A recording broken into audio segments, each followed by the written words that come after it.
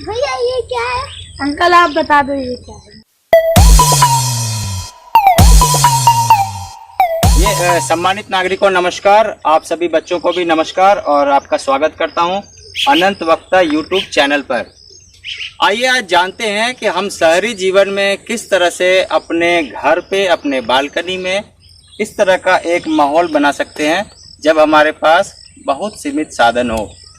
सीमित साधन के बावजूद भी यदि आपका लगाव पर्यावरण के दिशा में है, पर्यावरण के बारे में है और आपका इंटरनल और एक्सटर्नल दोनों तरह के पर्यावरण को बैलेंस करने की दिशा में है, तो आप इस तरह के टावर गार्डन की तरफ, टावर गार्डन, बालकनी गार्डन आपके किचन को सपोर्ट करता है।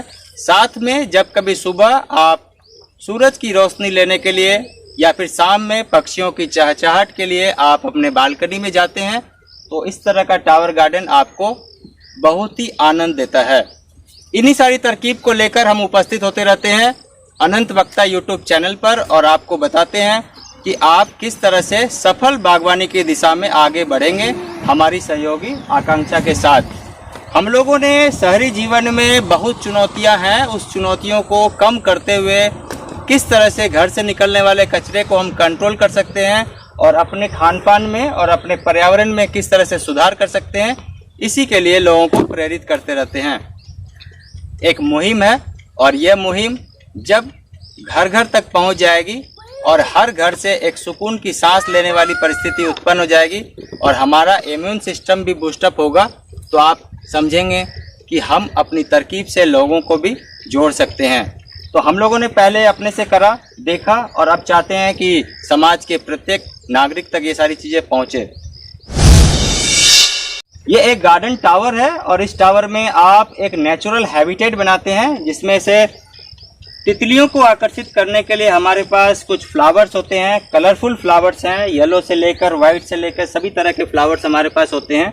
दूसरे लेयर में हम यहाँ डालते हैं, जैसे ये हमारे पास ब्रह्मी है, ये पुदीना है, ऐसे ही बहुत सारे हमारे पास हर्बल प्लांट होते हैं। यहाँ पर एलोवेरा लगा रखा है, यहाँ पर तुलसी है। ये सारी चीज़ें आपको सुबह उठकर आपको आनंदित करते रहती है। साथ में हमने लगा रखा है यहाँ पर मनी प्लांट के अलग अलग वैरायटी है और इसके साथ हमने लगा रखा है वडेलिया। वडेलिया भी तितलियों को, बटरफ्लाइज को अट्रैक्ट करती है और इससे पॉलिनेटर्स आपके छत तक आते हैं, क्योंकि ज़्यादा चुनौती यहीं पर आती है जब आप अपने छत पर या अपने बालकनी में कुछ लगाते हैं तो पॉलिनेटर्स की कमी के वजह से आपके फसल उत्तरोत्तर वृद्धि नहीं होती आपके फसल में। तो हम चाहेंगे कि ये सारी चीज़ों को एक बैलेंस वे में ले आएँ।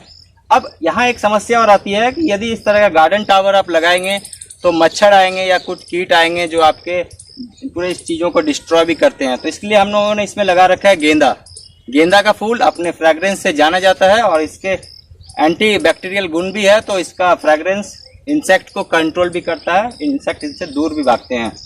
सदाबहार अपने आप में ही सदाबहार है, इसके बारे में ज़्यादा चर्चा क्या किया जाए। अब हम यहाँ लेते हैं भिंडी हमने लगा रखा है, पालक लगा रखा है, इस तरह से ये लोबिया लगा रखा है, मिर्ची का पौधा लगा रखा है। तो ये सारी चीज़ें जैसे जैसे आगे बढ़ेगी तो ये आपको भी सुकून देगा और कुछ न कुछ आपके इस छोटे से गार्डन टावर से निकलकर आपके किचन तक भी पहुँच जाएगा।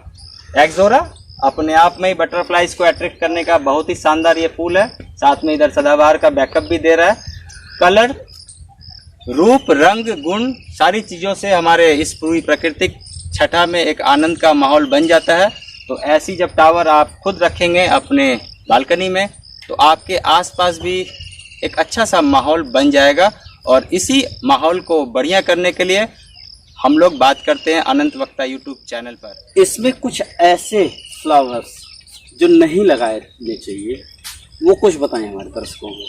हाँ देखिए, कुदरत ने हमें सभी तरह की चीज़ें दी है, तो हम ऐसा कुछ भी इसमें भेदभाव नहीं रखते हैं कि हम अपने छत पर क्या लगाएं क्या ना लगाएं।